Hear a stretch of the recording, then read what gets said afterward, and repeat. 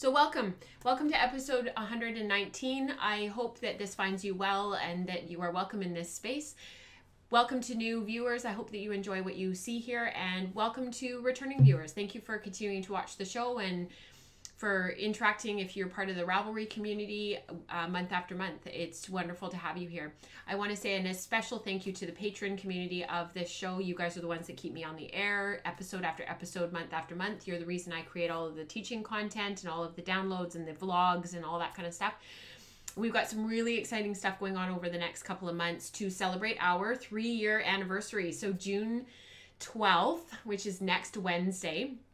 We're recording this today on June 5th. I had to bump everything forward because Nora's graduation got moved days. So we were supposed to be doing a live stream next week. So I'm sorry if that messed anybody up, but it meant that the live stream could be done today and then we can get on with our celebration later in the month. So these are called Maker Mornings. If you're a patron of the show, you've maybe already heard about them, and they'll be live streamed, one in June, one in July, one in August, and they're open to all patrons of the show. And it's just an opportunity to celebrate as a group on this amazing accomplishment that we've done, that we've gotten this far, and that we're continuing to grow and build and develop, and it's just so amazing. So I wanted an opportunity to really say thank you and to celebrate that. So welcome to new patrons who've just joined us, and to those who've some of those who've been with us right from the get-go and have seen woolen spinning sort of evolve and change. I want to say thank you to you guys as well.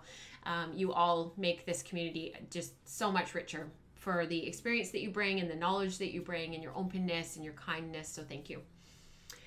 In today's show, I had some stuff scheduled that I wanted to talk about that I actually can't talk about anymore because I had to leave the samples with Felicia after recording all day yesterday for the School of Sweet Georgia. We wanted to get some B-roll of some of my samples and some photographs of some of the samples that we had used for the workshop that we filmed yesterday. And so I've left a whole bunch of stuff that was going to be talked about on today's show at her place. So hopefully by next show, I'll have all that stuff back. I was going to show my Lava Love socks that I had talked about last show. We talked about them for quite a while. I did finish them. So there was the full pair was finished. I cast them off on Monday night and we were recording yesterday, which is Tuesday. I cast them off and they ended up being, I was able to use the full pair for the workshop, which was amazing. I wanted the full pair to be in the workshop. I just felt like it felt complete. So I will talk about some of those projects next show. And if we don't get to all of it, we'll just roll it into July's show and we'll talk about it then. We are going to talk about breed and color studies today. I have a project from Megan and I also have a project from Emily to show. And I can't share with you my finished product because the socks are with Felicia. We have a follow-up from our spinning growth from last show, which was it last show? I think it was episode 117 actually. So it was the show before last. Yes. May's podcast episode 117, follow up on that crepe yarn that we did in spinning growth, which is really amazing. And then we haven't asked anything. We haven't done ask anything for quite a while. And I saw this question pop up on the thread.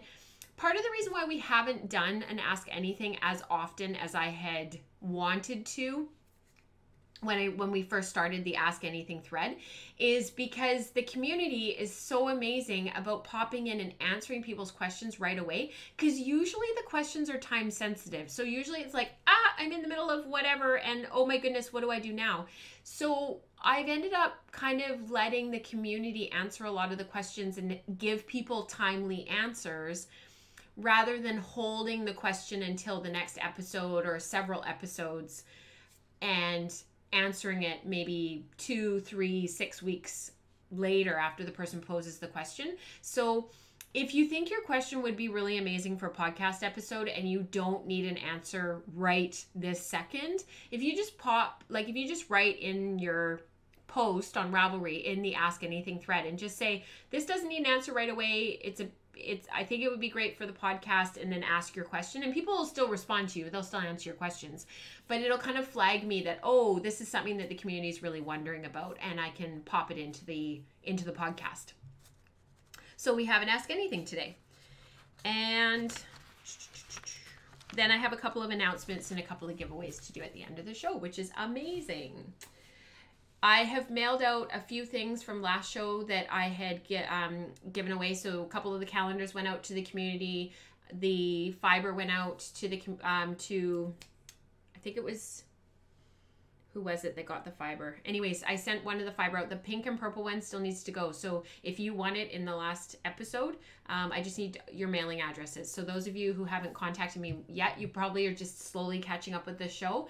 And as you catch up throughout the next month or two, just let me know when you get to there and you realize that you've won, and you can message me. I'm not going to be doing a lot of shipping and a lot of mailing and stuff until we get back from our trip in July, just in case stuff like something happens or gets sent back, or like, you never know. So I'll be holding stuff and shipping it at the end of July. All right. What is that black thing? The bobbin winder drill looking thing. This thing here. So I'll talk about that in just a sec.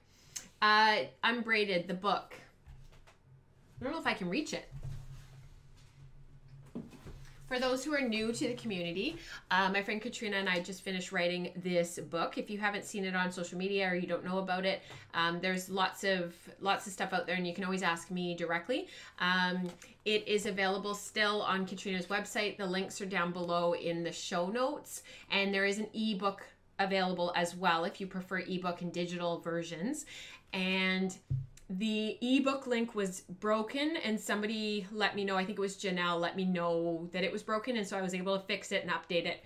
I think what happened was we had to upload a new version of the book after the original version went out, so I had overlooked updating that link. So for those who would like to get an ebook instead, the link is there and it is working.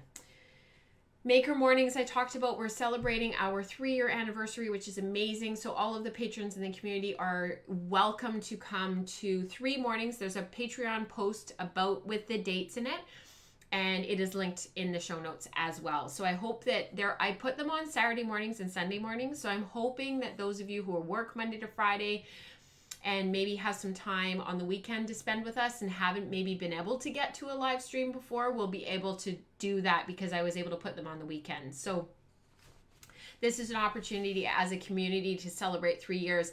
And our next goal that we're working towards on Patreon is to institute these sort of maker mornings, maker evenings, however they sort of evolve and work out, as a regular monthly thing. And so this is sort of gives you a taster of what we're sort of working towards as a community, and it gives us an opportunity to celebrate. So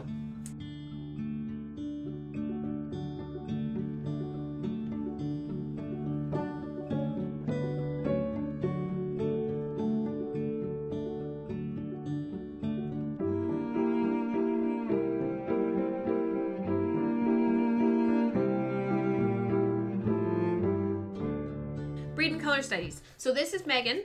Hi, Megan.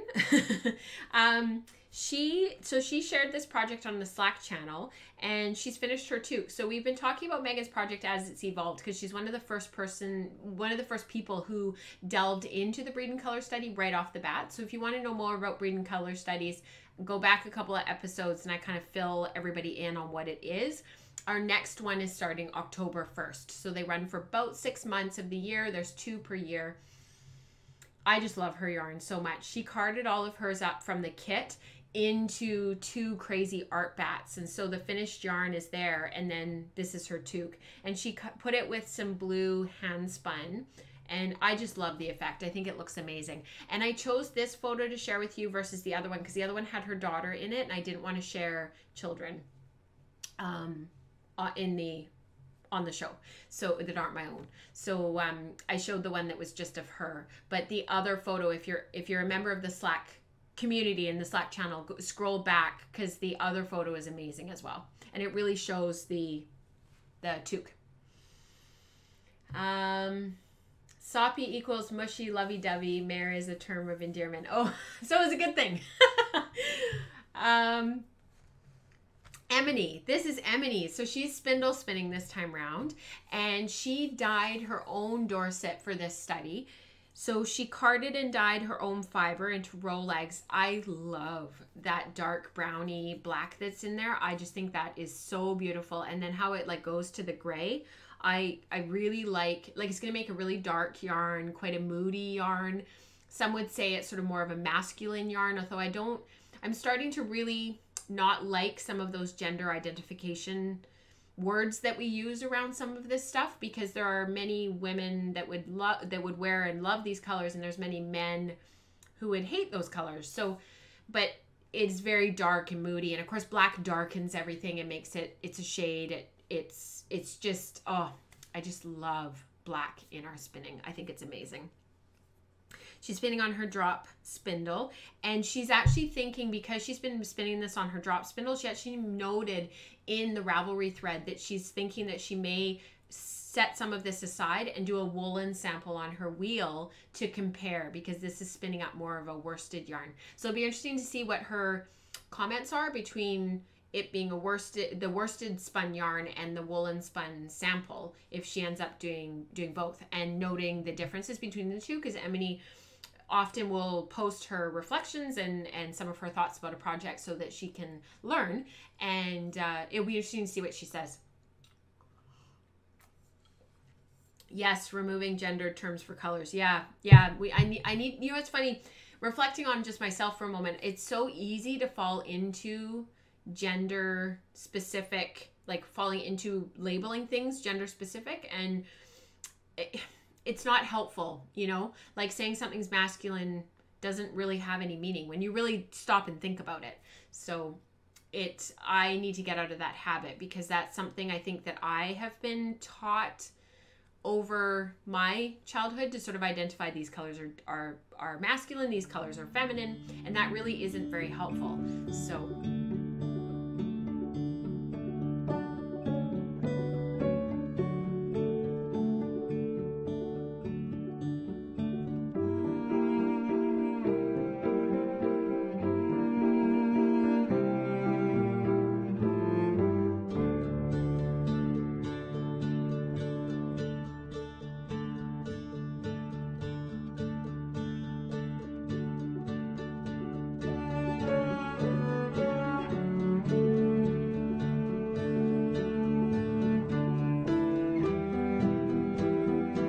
somebody was asking about this cool looking thing here. Who was that? Let me just scroll back. It was Jill. So Jill, oh, your husband has a couple of purple dress shirts as well. That's awesome. I love purple dress shirts. I think they are just so professional looking, and they look so tailored, and oh, I just love them. So our guild every year, so for those who are involved in guilds and spinning and weaving guilds usually, every year we do, this is an idea that maybe if you guys aren't doing it already, can maybe want to do as part of your programs. Every year in May is our annual general meeting. And so what we started doing way back when the guild was invented, way before my time and way before I was ever involved, they started tagging on after the annual general meeting a swap and shop. And so people bring all of this stuff from their stash and from their garden and from their tools, and whatever it is that you want to sell, you can bring. So people bring like tomato plant seedlings, and they bring pepper plant seedlings, and they bring old weaving equipment, and they bring old like knitting equipment and yarn that they want to get rid of. And it's just this huge, my friend Kelsey sells her soaps. It's just this huge thing. I think Katrina got rid of a whole bunch of her fiber that she's just ready to de-stash. And there was two, my friend Jeanette was selling 2 Leclerc bobbin winders. And this one was the older one of the two. So you might be thinking, why did you pick the older one? She wanted $25 for it. And the other one she wanted, I think, $34. Anyways, I have an Ashford bobbin winder, but because well, there's been some changes about the loom. I'm not getting the loom after all. I can talk about it briefly on the podcast, but I'm not going to go into any detail. I won't be getting the loom after all. So anyways, but I knew that at that time I was getting the Leclerc loom, and I don't have a bobbin winder that's compatible with Leclerc bobbins. And this it's so smooth. And because I didn't want to pay for an electric bobbin winder just yet. I thought this was a great interim sort of tool while I'm sort of waiting, if you will, to get an electric bobbin winder. Anyways, it is so smooth, and this thing is old. Like, this has got to be from the 70s. There's no actual date on it, but honest to goodness, like, this thing is solid. It is super heavy, and it's just smooth, smooth, smooth. So isn't that cool? It's for the, they put Nihilus on it, so I'm sure it's the one that used to come with the Nihilus looms. There's the Nihilus and the Nihilus 2. And then Jeanette was also selling her Leclerc boat shuttle with all of the bobbins. So she wanted $10 for all of this, so I bought it, and I haven't actually figured out how to work all of this stuff yet. I have no idea how you actually get this thing out. Oh, there you go. So this, learning as we go. This is called Fly by the Seat of Your Pants Making.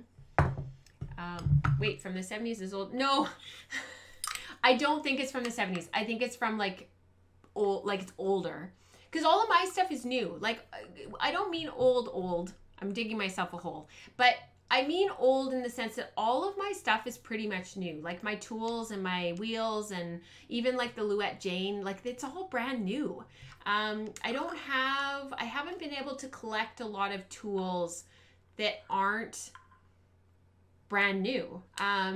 The secondhand market here is really active, and so to get stuff you kind of have to be in the right place at the right time, and I found that really frustrating because I would prefer to buy most of my stuff secondhand, and I would prefer to pay a little bit more and get something that I'm always going to have. Like, I'll always have this now, and maybe one day it'll be passed down to James or Nora. So by old, I also mean really well made, and it's like brand new.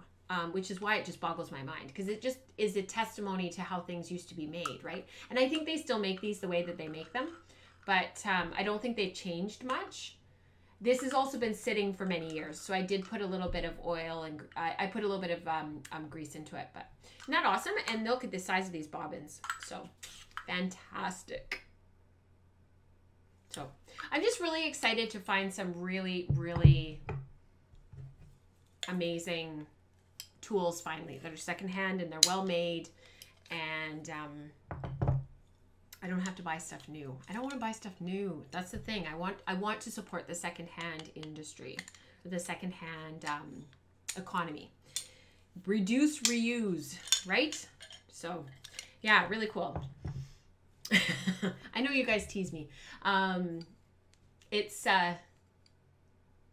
yeah, so the loom, I'm not going to go into any detail because this isn't the right forum and it's not the right place, but basically Mike needs eye surgery, and we knew that he probably needed something eventually, but he needs it imminently. So he's going to go for surgery later this summer, and it's a good thing. It's a really good thing. It's a good thing that he's finally a candidate for surgery, and it will really help with some other issues that he has with his sight. So without going into a lot of detail, because this isn't the right place, it means that I just need to put the loom on hold, and we will him and I have agreed that we're going to look at it again this time next year. And in the meantime, I'm kind of glad, to be honest. I've got the Louette Jane that I'm borrowing from my friend Jeanette, and I feel like it's an opportunity to maybe entertain some other options. And that's not to say that I maybe won't get a new loom eventually, but I feel like it's okay that this didn't work out right now. And we had a really good talk about it, him and I, and yeah, I feel a really deep sense of peace about it, and I think that is really important to honor and to be like, I wonder what's going on there, that feels so right. So we're just putting it all on the back burner. Felicia and I have been chatting about a couple of options, and we're just gonna leave it at that. Yeah, so Okay, so you guys are so funny. Grew up with dial-up internet, grew up with no internet, because you guys are all comparing how old you are now. So I remember the day that my dad brought home our first desktop computer. It was our first computer. I remember the day that it came in to our house in 1986. And we had the computer with the printer that had the holes in the printer paper and dial-up internet. And yeah, and it was interesting because we were the first family out of all of our friends who had one. And the only reason why we had a computer so like early compared to like our friends and stuff was because my dad had been already using computers at work for a couple of years by then. And because he's an accountant, he was quite competent with them and was using them all the time. And so we ended up yeah, with our computer. And I had, yeah, it was 1986, and I was, you know, I wasn't a baby. I remember it. And we also had a rotary phone. I remember using the rotary phone to call my aunt and uncle in Winnipeg. So yeah, it's interesting. All right. It's good to develop a longing for the right tool. Yeah, you know, Charlotte, it's really funny because yeah, I don't think I've ever wanted something, and I, you know, you need to clarify, like these are want items. And actually Katrina and I were talking about that this morning, and because we were recording the podcast, the Wool and Spinning Radio, for August, and we were talking about you know, this want that we all have, it's normal, versus a need. And I can honestly say I don't think I've ever wanted something as much as I want a floor loom.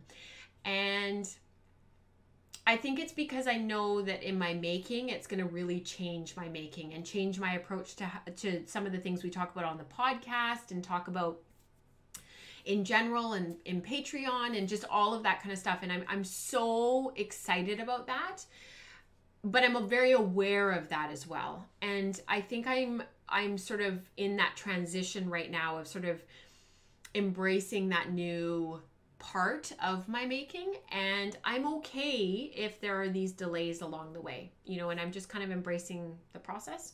And I feel like the gift that Mike will get just doesn't even, like, to me, that's a need. And so that doesn't even come close to this sort of visceral want of this thing that I already have access to because I already have the Jane, right? So it might not be the fastest loom because it's a table loom, and it might have some sort of annoying things about it because, you know, you can't get a really hard beat because it's a table loom and it's on a stand and blah, blah, blah, blah. But I'm still making stuff, and that's, to me, that's the most important thing. So, all right. Oh my goodness, you guys are just chat. So I wanted to share this really, really quickly. My mom found this, and it was woven by my great-grandmother, and she was a weaver, and it says bound weaving sample number 6. H.M. May Donald, that was her name. And it says humanesque figures. I don't know what that means. Oh, it's human figures. If you look really closely, you can see the people. So there's the eyes, the mouth, the body, the feet. Humanesque figures. My mom has one of her books that was written by Mary Black, and it was signed. I have it. I don't have it in here. And it was from my grandmother. And then I have this. And my mom thinks that that might be all we have of all of the weaving and all of the sampling and stuff that my great-grandmother did. But I wanted to share that with you guys because of all of the people in my life, you guys are the ones that understand what this means. So I'm going to put this in a special spot where it won't be damaged and hang on to it. And actually, she's written all throughout the Mary Black book. So there's all these notes and these pieces of paper and whatnot. So as I've been looking through it and flipping through it, I've been very careful to leave those sheets of paper in place. So really special. Maybe that's why I'm not like super gotta get weaving, gotta do all this stuff, because I think part of it is that there's so much history there. You know, it's in my family, and yeah, it's a very cool find. Yeah. I want to talk really quickly about this yarn. So I recorded a workshop for Sweet Georgia a couple weeks ago, and one of the samples that we did was this, and I ended up keeping it because I've been sharing with you the 2-ply that I've been making, and this is that Shetland. It's this fiber here. It's this Shetland that I've been spinning that's from Disduro Ranch, and it's this roving, and I've been sharing a little bit about like how I've been spinning it, and I've got this big, 400 yard skein now that I've got sampled. And then during the stuff that I was filming for Sweet Georgia, for the School of Sweet Georgia, I did this 3-ply sample, and I hope this is going to focus, but just look at the roundness of that yarn. It's so round, and let's see if I can get the camera to focus. I find this camera is a little bit slower. It's not quite as, sometimes it likes to see something shiny that it can focus on. It's just getting the hang of a new camera and a new setup. That's probably pretty good. I have to hold my hand still. Hopefully you guys can see that. Anyways, it's really, really round yarn. It has a really nice hand to it and a nice feel to it. So I'm going to do a knitted sample because I'm planning on weaving with the 2-ply. But because I have a full bump of this fiber, I have about 20 pounds, I guess. It's probably just shy of 20 pounds. It's not a full bump. Anyways, I have more than enough to be able to do a sweater and a woving project. So I've been looking for sweater patterns that would maybe work for this 3-ply yarn, because it's a more woolen spun yarn than it is, like, I would call it a semi-woolen because it's from a woolen prep, but then it's spun in sort of a worsted way because I've been using a short backward draw, but then I've been like pinch, pull back, let go, pinch, pull back, let go. So it's sort of a semi-woolen spin or draft. But now I'm cutting, so I don't want cables. I'm not sure I want lace, but I was looking at Recoleta, which was a cardigan pattern that Joji Locatelli did years ago, and it's been in my pattern library for so long that I was kind of wondering if I should do some swatching and see what this yarn would maybe look like in that lace pattern. But then I kind of, if you're not familiar with that, it's not 20 pounds. It's not the full bump. It's about half of the bump. So I have about 10 pounds. So I'm not sure, because this yarn, because it's a semi-woolen yarn, spun in a semi-woolen way. It's from a woolen prep. It's a little bit fuzzy. Even the 3-ply is a bit fuzzy. You can see there's that halo there. I sort of was wondering, like, the original sweater was knit in worsted spun yarn, so it's very, lots of stitch definition. It's very clean. See if I can find it. And, oh, it came up right away. Recoleta.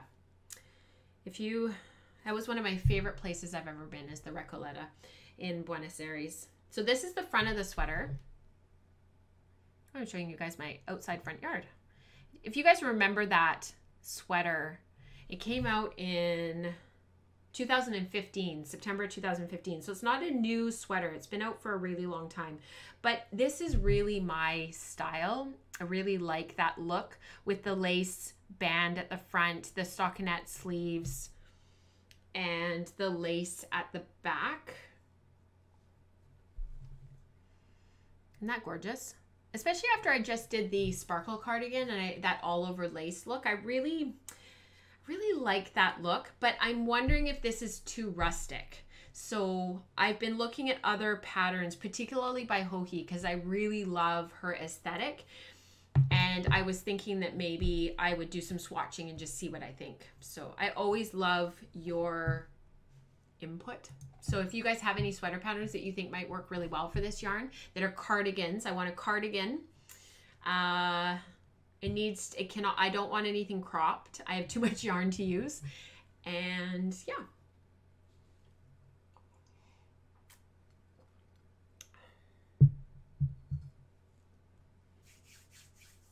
Oh, I'm 75 and clearly remember our first computer, green screen and double-sided discs. Okay, I have to tell you guys this story, funny story. We're going completely off track for just a second. I'll be really fast. There's this, on the tablet, one of the tablets, I don't know if it's our Android one or our Apple one, we have there's a drawing app that the kids have, and to save your drawing after you do whatever you are drawing, there's a save button, and it's an icon of a floppy disk. The kids had no idea what that was. They're like, what is this, Mama? How do I save? I'm like, push the floppy disk. That's save. What's that, Mama? I don't know what that is, Mama.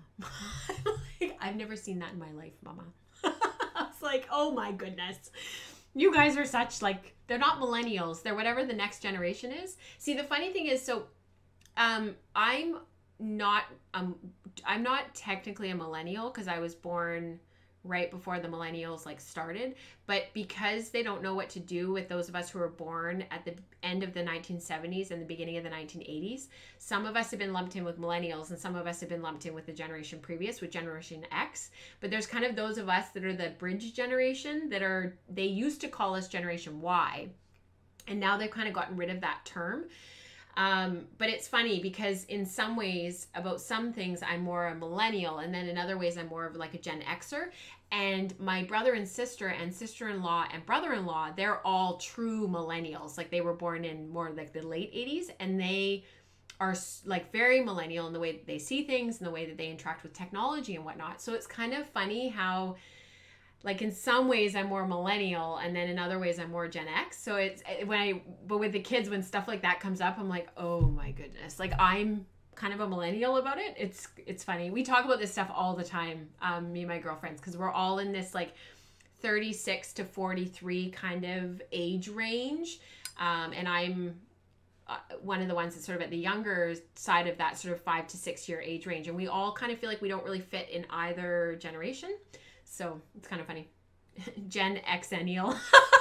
Oh, I love that, Jill. Oh, good morning, Karen. Welcome. Okay, we're going to talk about, what are we going to talk about now? We're getting really off topic.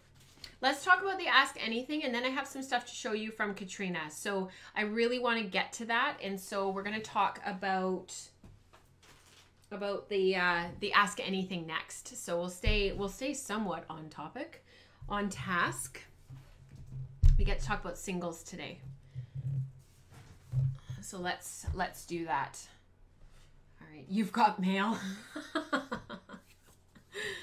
I was born in 79. I remember a time before computers and the internet. Remember AOL? Yeah, totally. I ditto. Like MSN, when MSN was first brand new, before people were emailing. Yeah. No games, but a book came with the computer letting you know how to code ping pong. Yeah. And does anybody remember Where in the World's Carmen Sandiego, and you had all the support material, like all the books, and you'd have to look up different things. You had like the magnifying glasses to look at all the different things, and we're dating ourselves, you guys. Ask Anything. Away 333. This is post 1492. Asks, I have a general question about finishing yarns, in particular thwacking. What is the deal with thwacking? What is the purpose of thwacking? Is there a time you should or shouldn't thwack? Should I avoid thwacking? Thwacking freshly soaked wool seems a bit odd to me, since it seems to be a recipe for felting. I take so much care that it seems counterproductive. I take so much care to preventing felting in my wool fiber preparation, garment creation, and aftercare that it seems counterproductive. As a result, I haven't thwacked my handspun skeins, and my yarns look perfectly fine to me. Perfect. Don't change anything. I see so many people do it and say that it is needed as part of the finishing process, but I'm not convinced that I should do it. Am I missing something? So there were a lot of responses in the Ravelry thread about this, because you guys are amazing and you're so forthcoming with your knowledge. But I wanted to say, so some love it, some don't. Sidewinder, who replied in post 1494, says, I rarely do it. I do snap the damp yarn between my hands, and I dunk it straight up and down several times when I'm washing and rinsing the yarn after spinning. However, sometimes if I want to give the yarn a little bit more cohesion, I will thwack. The idea is to full, not to completely felt the yarn so that the fibers bloom and they stick together a little more. Most recently, I did this with a woolen spun singles yarn, spun pretty thin. I want it to be less delicate. Sometimes I also will do some more serious felting of the yarn, dunking it in very alternate hot and cold baths. Judith Mackenzie McEwen has a technique where you put your yarn in a bucket of hot soapy water and slosh it up and down with a sink plunger. Felted yarns is sometimes what you want. My funky, thick, unusable yarn ended up thinner, brackets shorter, and much softer with Judith's treatment. Made a great warm hat. Felting is a kind of spectrum, light fulling on one end, solid felt on the other. How far you go depends on the result that you want. So from my perspective, thwacking has its place for sure, but I don't use it as often as I used to. I find that my yarns are nicer when I don't thwack, but I always snap my yarns, and we'll talk about that in just a minute. Some of the fibers need to be thwacked hard, like alpaca and llama, because of the inner core of the yarn. So, thwacking. A few years ago when I came to spinning, I felt like thwacking was like a really big thing, and everybody was thwacking their yarns. It was sort of accepted in the finishing process, and you would take your skein, because you've pulled it out of the water, you've gotten out of the all of the extra water out of it, and you've maybe towel dried it. And what I used to do is I would fold my skein in half, and I would literally thwack it down on the side of a tub or the wall of a shower. And that was pretty standard. Like, everybody was doing that. It was talked about. I talked about it on the podcast. And I really got away from doing it in the last year or so. The reason is because when it comes to a singles yarn, or when it comes to any yarn, if you go to all that effort of spinning a smooth singles, particularly those like worsted spun yarns that we spend so much time short forward, smoothing the fibers, short backwards, smoothing the fibers, rewinding our singles onto weaving bobbins so that we ply from the first spun end and we end up with this really smooth multiply yarn, and then we go and thwack it. And to me, it just seemed so counterproductive and so counterintuitive. And it was really a lot of feedback from you guys, especially those of you in the community who are more experienced spinners and been spinning for a really super long time, sort of speaking up and saying, hey, like, we didn't do this 15, 20 years ago. Like, this wasn't a thing. When I started to really sort of go, I wonder where that came from. And I don't really know. So I stopped doing it, and I particularly stopped doing it against any sort of rough surface. So unless I want to felt my yarn and really make it structurally sound because I'm worried about how well it's going to hold up, I don't thwack. I do snap. So snapping is where you've towel dried your yarn, and now you've got your damp wet skein, and you go around and snap it like this. And you just keep on going. And it makes that snapping sound. I'm trying to make it in the microphone, but I think it only worked once. And I go all the way around the radius of the yarn, and then I hang it to dry. And what I find is it really evens out the twist, and it helps the skein to hang really beautifully. And that's kind of what I do. Now, let's talk about when I do thwack. So this yarn here on the far side, I didn't thwack, but I did full it. So on that spectrum that Sidewinder talked about, from, gentle fulling to full-on felting, this yarn is quite thin. It's 100% wool. It's the Charolais, and I put it back and forth from hot soapy water to cold water to hot soapy water to cold water. And I talked about that on the last show. And the reason for that is I wanted it to full slightly to give it some structure and some strength. So that when I tugged on the two ends of the singles, I might have to unskein this for just a minute. When I tug on two ends of the singles relatively firmly, I can't break it. So that broke, but I pulled it too hard. It's because I'm talking at the same time. So I wanted it to be more structurally sound. Now, on the other hand, This skein here, I went back and forth between the hot and the cold, but then I did thwack it, but only a couple of times and on a really smooth surface. So it was sort of somewhere in the middle between fulling and felting, and it still maintained the smoothness. So this is Targhee, the smoothness of the yarn and the worsted spun nature of the yarn without completely roughing up the outside and making it really fuzzy, you know, and really losing that worsted spun nature. So I thwacked it on the side of our bathtub because there's no tiles or anything there. It's just smooth porcelain. So that one was on the spectrum. It was sort of somewhere in the middle. And this is a really lovely yarn. I've actually been coveting it a little bit. I put it into the Guild sale a couple of years ago, and then I got it back. Nobody bought it, and I was so relieved because after I put it in, I was like, oh, shoot. So I'm glad that I got it back. There's a skein of singles that I spun from Kinfolk yarn that was, I think it was Corriedale singles. Anyways, the colors look amazing together, and I've been trying to figure out how to do like a woven project combining the two. That's been something that's been brewing in the back of my head for several years, and I just haven't done anything about it. So that's those two yarns. Gently fold right somewhere in the middle, and then there's this yarn. I don't know if you guys remember me talking about this yarn on the show. I did share it on the show at some point. This was completely felted by the dyer when I got it. I didn't know at the time because I was a relatively inexperienced back to spinning, sort of not a new spinner, but I was kind of coming back to spinning after a hiatus way back when I first started podcasting again. So I had bought this fiber. It was felted very, very much in the braid. So when I started spinning it, it didn't draft very well.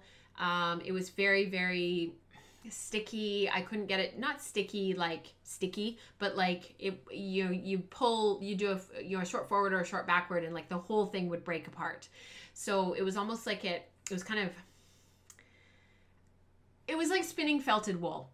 So what I did when I finally had the yarn made was I completely felted the singles, and I did that on purpose. The wool was already semi-felted, and so I decided to completely felt it for structural integrity, and also because it already didn't have any elasticity. So this yarn, if you notice, when I pull on it, there's no elasticity whatsoever. It just is the way it is. I thwacked it, I fold it, I went from hot soapy water to cold soapy water, I used a plunger, I completely felted this yarn, and it's really strong. It doesn't break by pulling on it. I was pulling really strongly there. And there's no elasticity to it whatsoever. Like, it has no stretch, no give. So that's the trade-off.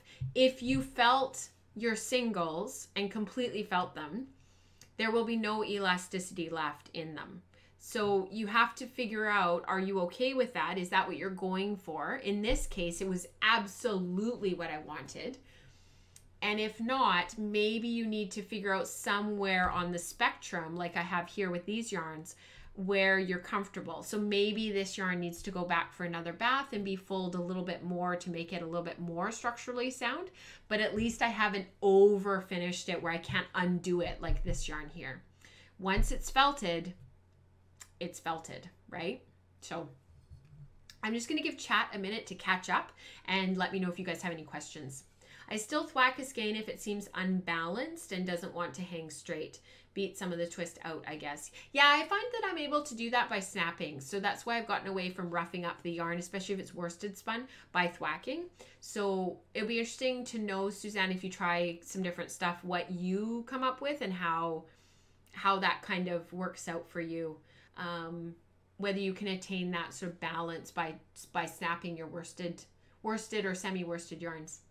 Really interesting. Oh, I'm glad Carolyn has this question too. So hopefully I've answered some of your questions, Carolyn. If not, hop in and let me know, and we'll keep talking about it. I'm going to have a sip of coffee. You just get our spinning growth. We talked about this yarn before on the episode 117. So if you are just catching up and you're jumping into this episode, go back to 117 and you'll know what we're talking about. So she finished her crepe yarn and she posted an update for us. So here's the start of socks made from my underplied crepe yarn featured in Spinning Growth in the May podcast. The lovely thing about all these attempts is that the yarn still knits up quite well. I knit these on 2mm needles to make a dense, durable fabric. The yarn and fabric feel very sturdy yet like tough elastic. Very cool. The singles definitely have a lot more twist than the plies. You can see how distinct they are in the knit fabric. No bias in the sock cuff. Isn't that cool? Our yarn that we make has, I always think of hand spun yarn because you're making it yourself and you're controlling so much of the process. Even when we quote unquote mess up, when we think about the spectrum of where we can push our yarns from this end to this end, so, you know, to this extreme versus this extreme, whatever that might be for that yarn, I'm always amazed at how much our yarns are able to do. You know, we think a yarn is underplied and then we proceed to knit an amazing sweater, or we think it's overplied and it's rope-like and then we knit an amazing toque or amazing pair of mittens. I think that's one of the beauties about our hand spun yarns. I was actually talking about this with Felicia yesterday. You know, we sort of generally default to these medium twist yarns, you know, medium twist in our ply, medium twist in our singles.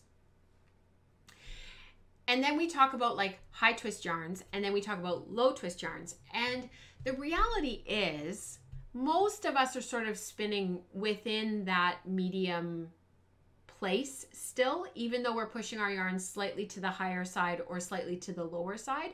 And that's why often when I'm making my yarns, I'm doing my sampling and whatnot, I don't worry about whether my singles and my plying is balanced, because so much of it not only washes out, but we end up with stuff like this, you know, where she's going to have not only a durable, wearable sock at the end, but we've, as a community, we've learned so much, let alone what she's learned, without us being able to touch and feel like she's able to.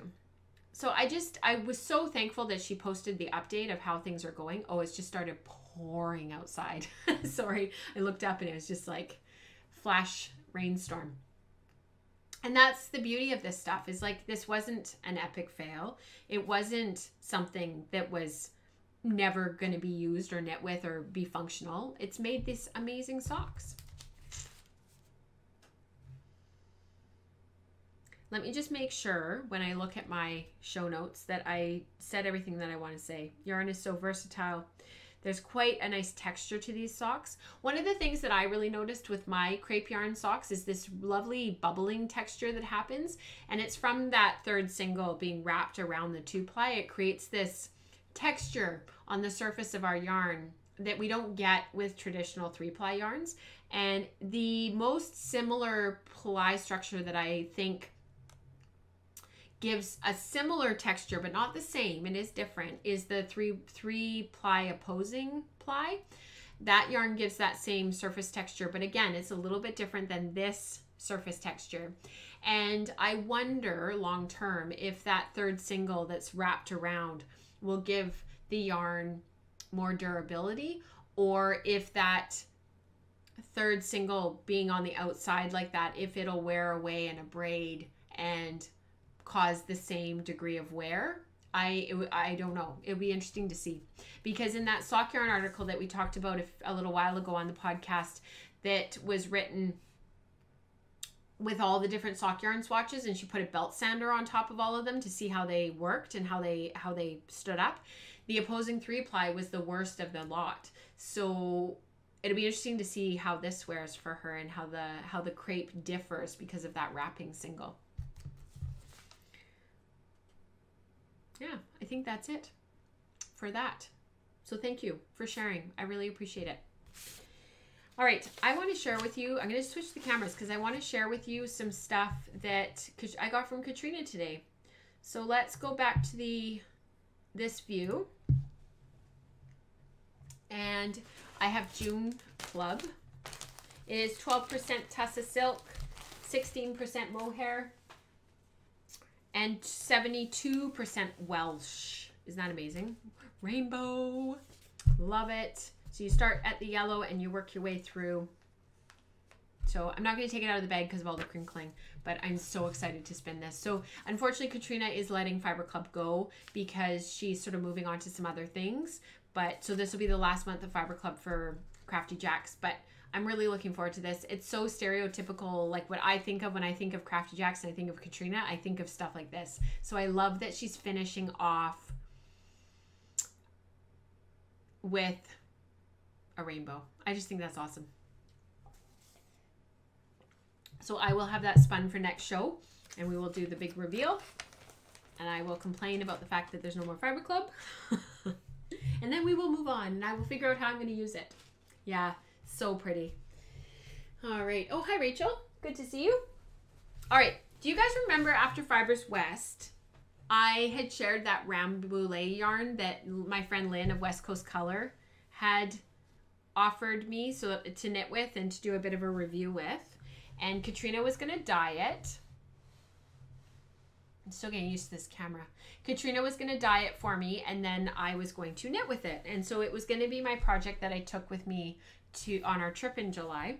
Well, Katrina finished dyeing and she really outdid herself. So we picked these colors together and I actually can't remember what these colorways are. So like what they're actually called. So let me just see if I can find it really quickly. And if not, I will post them down below because I don't want to waste a bunch of time trying to figure that out because I'm very aware of your time. We're almost at an hour.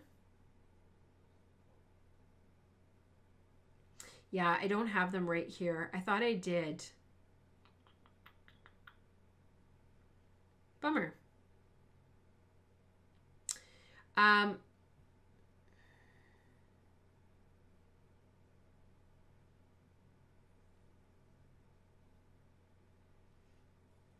Oh, here we go. Oh no, it's just a photo of the yarn. It's not the actual colorways. So I will have to link it down below. I know one of them is like cinnamon.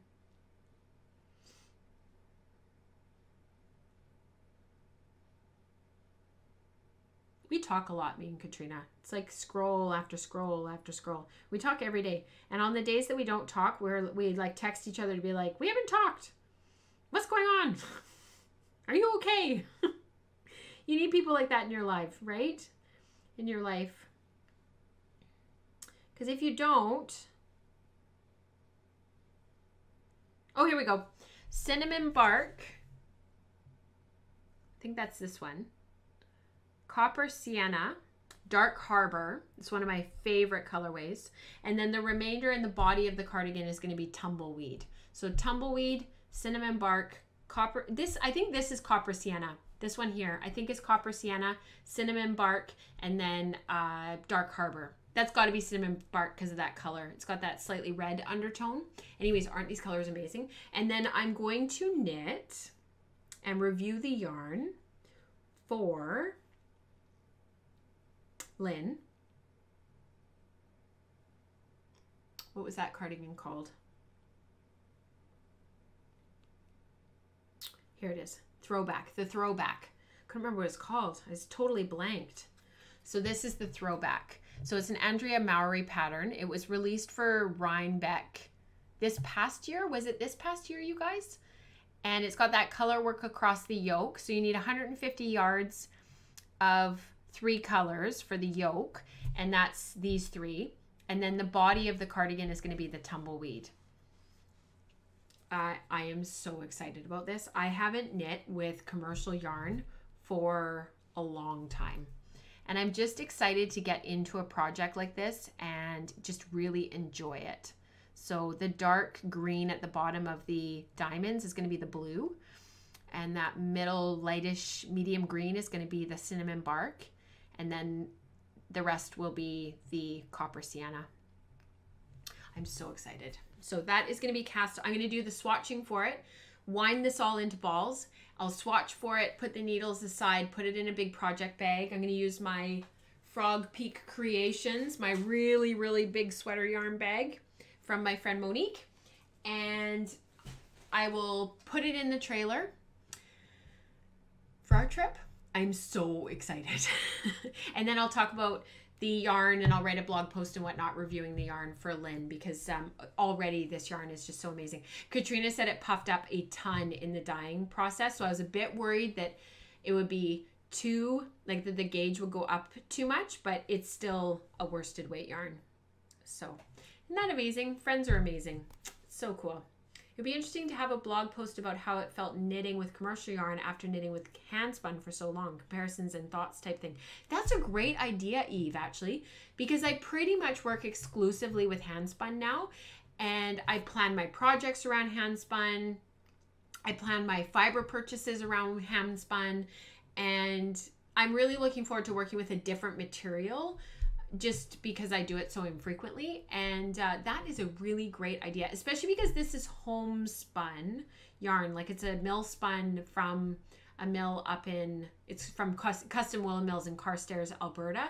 And this is probably the closest you're going to get to a commercial hand spun, because it's a truly mill spun farm to yarn type yarn. And so minimally processed, you know, it's just different, right? And so that'd be really kind of neat to look at and to think about, because I know some people do end up getting their fiber prepped and spun for them because they just don't have time to make all the things. So they get their fiber mill spun, and then they're able to work with it, because especially for weaving, if you're weaving a massive project, that's a lot of yarn. So I really understand why people do that. Might be really relaxing to be knitting with something, with plenty of something. Yeah, I think so. It'll be really fun. I'm looking forward to it. Okay, let's do some giveaways. I have some giveaways for everybody in the community. So the June giveaway is sponsored by Disdero Ranch. So she made these hand carded row legs, and I'm going to take half of the one pack and half of the other pack, and I'm going to gift half, and she wanted me to spin half, so we're going to sort of spin them together, and they will be gifted out. And I can't see who won because it didn't print properly. That's why it didn't print properly. I hadn't put it in. So this will be the June giveaway. So in the episode thread on Ravelry for the podcast, you need to go into that episode thread and put in an entry. So I wanted to leave it to chat. What's something that you guys have been wondering about recently that you could share?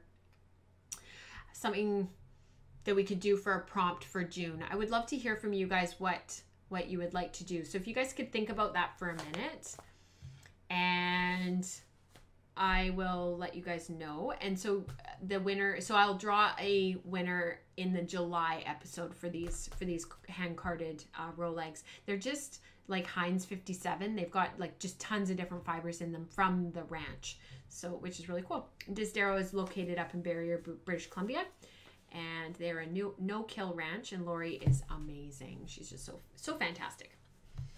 All right. So I'll move those away while you guys are thinking of a prompt. Eve is good at coming up with stuff like this. This is stuff that Eve's always like just on it. Ooh, what is your favorite colorways and why? That's a great one. Okay, so what is your favorite colorway from any dyer, any indie dyer? It can be a fiber or yarn. If you could put a link in your post so that we can have a look-see and tell us why it's your favorite. And you can't just say it's my favorite colors. It needs to be a little bit more than that. It needs to be thought out a little bit more. Can't just be, oh, because these are my favorite colors. Think about it. Everybody has a favorite colorway. Mine is Spiced Apple. What's that one called? From Kinfolk. What's it called? What was that? What's that colorway called? It's like my favorite colorway. Oh, love it. Kinfolk yarn and fiber. It was called Agate. I love that colorway. All right. Let's give away some stuff. So calendars. These are the 2019 calendars, and it's meant to just give you some inspiration as you flip through your year. These ones start in June of 2019, so I will try and get these ones out ASAP. If you could send me your mailing address ASAP. The first one is going to be, from now on, before I give this away, I just need to talk about something really quickly. We're no longer going to be giving away the calendars just for patrons of the show. We're going to use the introduction thread in Ravelry. And so if you have put an introduction in there already, thank you so much. Maybe your name will be drawn eventually. But I'm not going to be giving away anything specifically for patrons of the show. There's lots of stuff that we do as a patron community, and it is... I don't want people becoming patrons because I'm giving away stuff, because not everybody will win. And I want to ensure that as a community, we're within the terms and conditions of the Patreon terms of use. So we are going to use the introduction thread on Ravelry instead. So this month it was post number 506, which is Habby Ho, and it's Hannah from Copenhagen, Denmark. So I will be sending you a calendar. Hannah, if you could just send me your mailing address and I'll pop that in the mail for you. In the 51 yarn sell for June, this is our 51 yarn spin along based on JC Boggs Faulkner's 51 yarns book, which is just an incredible resource. It's just awesome. It's well written. There's lots to think about. We are working through semi-woolen and semi-worsted yarns. So the June vlog for all patrons of the community has been released. And the Thoughtful Spinner PDF that goes into more detail around what I did and how I made my yarn is also released. How I Spin this month is focusing on Hauser yarn. And so the monthly How I Spin vlog is all about Hauser yarn, and the PDF download for the Attentive Spinner is also available. The How I Spin vlog is available for anybody who supports, what is that tier called? It's not the co-executive producer, it's the other one.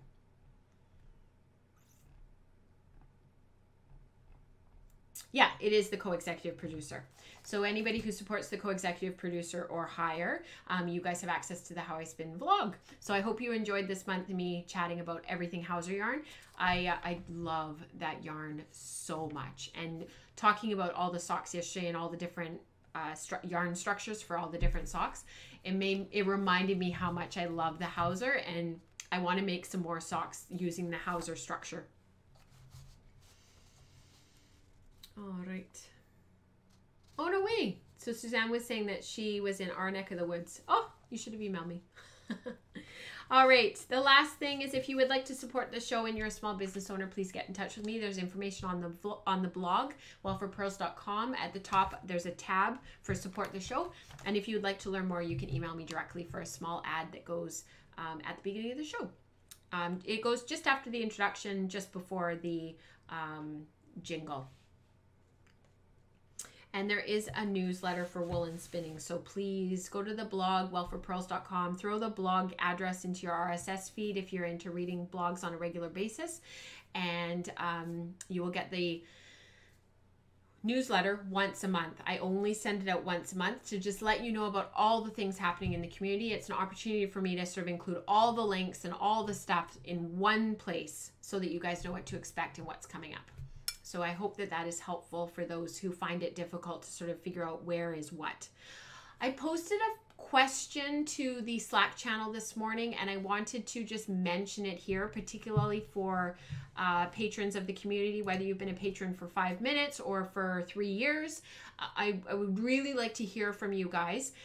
It's around... I'm doing some updating right now around the Patreon and the community and whatnot. And I'd really like to know when I send out that welcome email and when I sort of do all of that when you first become a patron. That's done by me. It's not a machine. It's me. I go in and do it. I just would really love to know from you, what is some information that would be really helpful to you for me to share with you, because I sort of give you a synopsis of what to expect from like the content that you signed up for, but I'd love to know if there's anything that would be really helpful, a link for something explaining something. If you guys could let me know, that would be really, really helpful for new patrons who are trying to navigate the community, because there's so many posts now. It's 3 years worth of posts.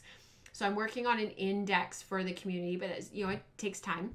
And there's also just a lot, like, you know, getting into the Slack channel and getting into the messaging in Patreon and checking your messages and, you know, getting onto the live stream and like what would be helpful. I'd really, really like to know. So if you guys could just send me a message on Patreon, that'd be amazing.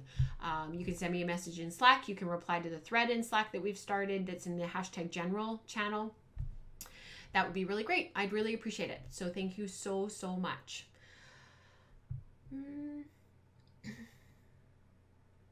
Oh, Eve, I wish I'd seen that before I worked my Hauser yarn. What happened with your Hauser yarn? Did you pull it out, or did it not work out? I'd love to know what happened with your Hauser yarn. I hope that this finds everybody really well. I hope you're working on all of your stuff and getting lots and lots done. I need to go and pick up Nora. We've been chatting for a really, really long time. I really appreciate your time. Thank you so much. We will be live streaming again on June 19th. So I will see you then. And I hope that in the meantime, you're doing lots of creative time, thinking about your making and what you want to create over the summer. And until next time, happy spinning. And I hope you are all really, really well. So take care of yourselves, take care of each other, and I will talk to you later. Bye, guys.